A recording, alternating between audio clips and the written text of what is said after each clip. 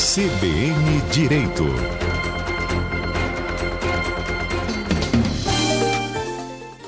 Recentemente, a Justiça Federal aqui em Campo Grande assegurou a um escrivão da Polícia Federal do Estado a redução da jornada de trabalho em 50% para acompanhar a filha que tem paralisia cerebral e necessita de cuidados diferenciados.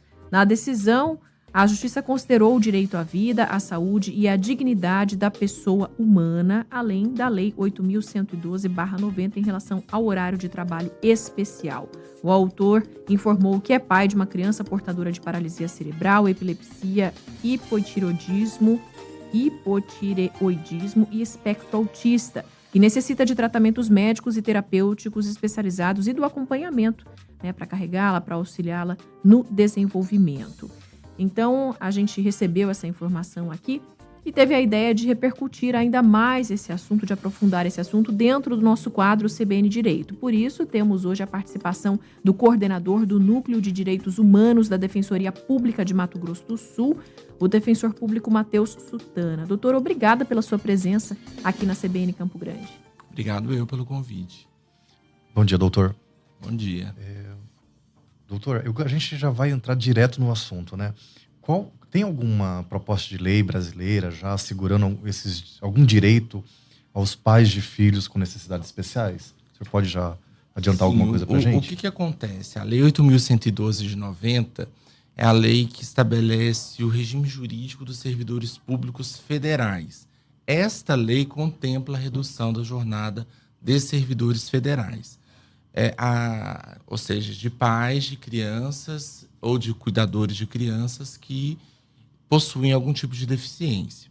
O que começou a acontecer? Servidores públicos estaduais, servidores públicos municipais e mesmo pessoas que são regidas pela CLT têm também a necessidade de cuidados, porque esse cuidado, a gente deve lembrar, ele não é um benefício, ele não é algo a favor do cuidador. É algo que se deve assegurar pelo benefício que ele traz à pessoa com deficiência, à criança com deficiência. Uma pessoa que cuida de uma pessoa com deficiência é extremamente necessária. Principalmente, o senhor citou aí no caso do transtorno do espectro autista, há toda uma dificuldade dessa criança ela se adaptar com outras pessoas. Então, é importante, para se garantir o direito da criança, a garantia desse acompanhante, né?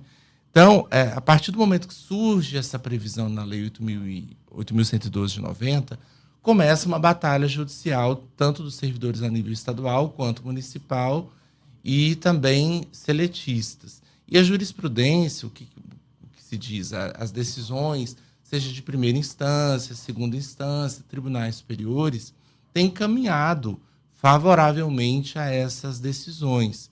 Então, a gente tem, por exemplo, recentemente foi publicado pelo TST 2 decisões aplicando por analogia a Lei 8.112, quer dizer, na prática eu tenho que aplicar a CLT, mas como a CLT não fala especificamente desse tema, eles aplicam por uma lacuna da CLT os ditames da Lei 8.112 para servidores públicos ou pessoas ligadas à CLT, que tem um regime jurídico seletista, que em tese não se aplicam aí ao regime estatutário.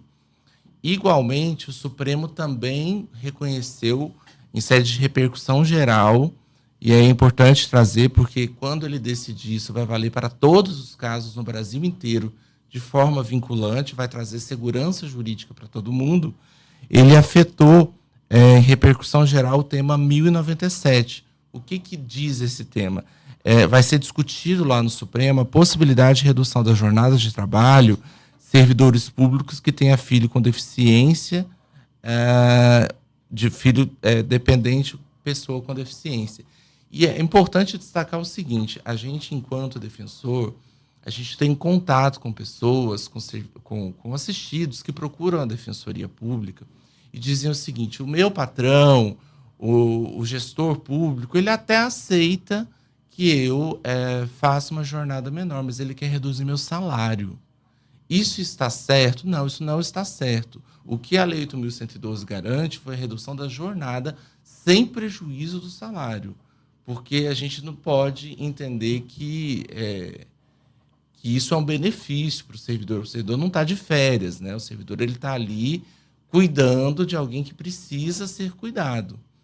A legislação brasileira, de uma forma geral, mesmo não existindo no Brasil uma lei específica para este caso, é importante destacar alguns melhoramentos.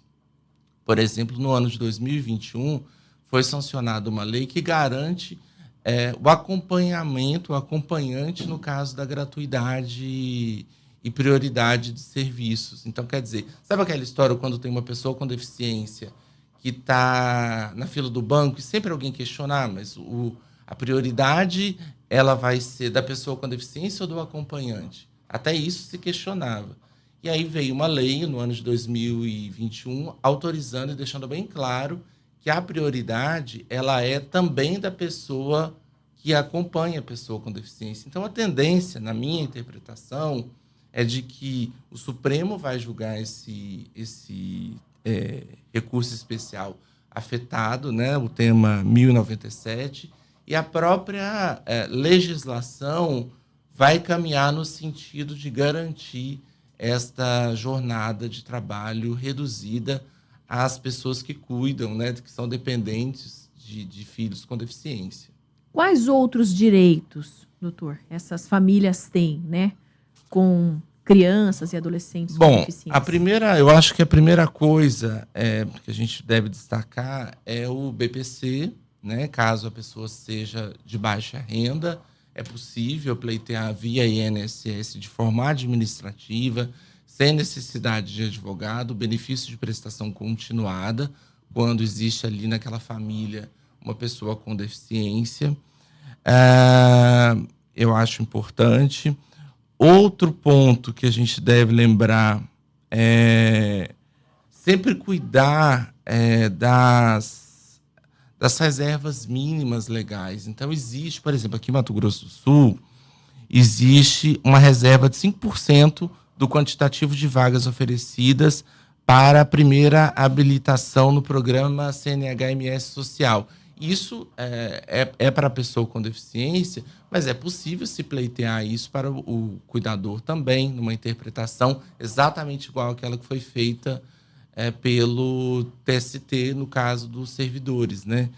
Então, é importante a gente destacar que o TEA, independente do grau, porque tem isso também, as pessoas elas vinculam muito o direito ao grau de deficiência dessa pessoa. E a gente tem TEAs, grau 1, grau 2, grau 3. A nossa legislação... Transtorno do espectro autista. Exatamente, transtorno do espectro autista. A nossa legislação ela é clara.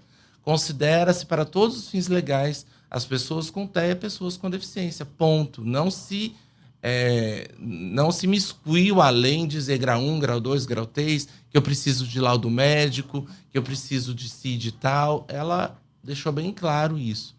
Então, independente da pessoa ter uma mobilidade, ter uma independência, por ser TEA, ela já é considerada uma pessoa com deficiência e a gente tem que usar desses sistemas, né? A questão também de vagas para inscrição gratuita em eventos esportivos. Então, por que disso, né? As pessoas também questionam muito. Por que todos esses incentivos? Porque a gente sabe que pessoas com deficiência são pessoas que, de alguma forma, encontram barreiras para viver em igualdade de condição com outras pessoas. Então, é importante você incentivar essa pessoa a sair de casa e a ver um jogo, um esporte, porque se ela não tiver esse incentivo, provavelmente ela não vai. Provavelmente ela vai ficar em casa, diferente de uma pessoa sem deficiência, que pode ou não ir. Então, essas políticas afirmativas de inclusão nada mais são do que políticas que visam garantir a participação em igualdade de condições às pessoas com deficiência, né, no âmbito aí da nossa sociedade. Doutor, como que os pais de crianças com deficiência podem assegurar seus direitos? A defensoria é um caminho? Deve procurar o Ministério Público, um advogado particular? Como que pode fazer esse esse meio de campo até conseguir esse Acho que o direito? primeiro ponto é tentar administrativamente resolver a sua questão. Então, se você trabalha no serviço público, faça um requerimento administrativo ao gestor, solicitando ali o seu direito. Em caso de negativa, e essa pessoa se enquadrando nos parâmetros para atendimento da defensoria, ela pode, sem dúvida alguma, procurar a defensoria pública. Isso significa que, caso haja necessidade de judicialização, ela não vai ter que contratar advogado, não vai precisar pagar nenhum honorário, porque a defensoria pública é um serviço 100% gratuito. A defensoria é acessível, seja nos nossos endereços físicos, né, nas nossas sedes físicas, e também na plataforma digital, que hoje democratizou ainda mais o acesso de qualquer pessoa aos serviços da defensoria. Então, basta que ela entre no site da instituição, que é www.defensoria.ms.def.br. Assim que ela abrir, vai ter um banner, precisa de atendimento. Não tem como confundir. Ela clica ali e ela vai sendo direcionada de forma muito intuitiva para fazer o seu cadastro. Em até 4 dias, a defensoria retorna o atendimento para dar andamento à solicitação. Mas eu acho que a questão é essa, nenhum direito a menos, né? Nós não podemos tolerar nenhum direito a menos. A gente não pode ter medo de retaliação. Eu vou pedir e o meu patrão não vai gostar e eu vou ser perseguido. Não, é importante se empoderar, que essa discussão se encontra já no Supremo, que o TST já está dando, por analogia, esse direito. Então, não é nada absurdo. É algo que muitos pais, sabe, eles têm essa culpa, eles carregam um pouco essa culpa do tipo, eu tenho um filho com deficiência, então eu não quero muito... Ficam com medo, né, doutor? Até de perder o emprego, porque tem que sustentar e eu acho que aquela criança, dar as condições. Eu acho que o recado é esse, não precisa, não tenha medo, lute pelos seus direitos, porque quando você luta, você não está lutando pelo direito de ficar em casa, você está lutando pelo direito de cuidar mais do seu filho ou da sua filha. Então, esse é o grande propósito. E como o senhor deixou bem claro, a gente está falando aí de quem trabalha por CLT e quem trabalha no poder público. Sim, né? sim. Vale no caso da todos. CLT, como aí, só uma distinção, que a Defensoria Pública Estadual, ela não tem atribuição dentro da CLT, né, para lidar com questões relacionadas a direito do trabalho. Mas nada impede que a pessoa que esteja regida pela CLT procure as varas do trabalho, porque lá existem serviços que não há necessidade de contratação de um advogado, ou caso a pessoa queira, ela também pode procurar um profissional da sua confiança. Agora, poder público, municipal, estadual, de qualquer, aqui do estado de Mato Grosso do Sul, a depender da renda, pode procurar a Defensoria Pública do Estado, sim. Dr. Matheus Sutana, coordenador do Núcleo de Direitos Humanos da Defensoria Pública de Mato Grosso do Sul, conversando aqui comigo e com o Eduardo Penedo. Obrigada, doutor. Muito obrigado, doutor. Imagina, estamos sempre à disposição.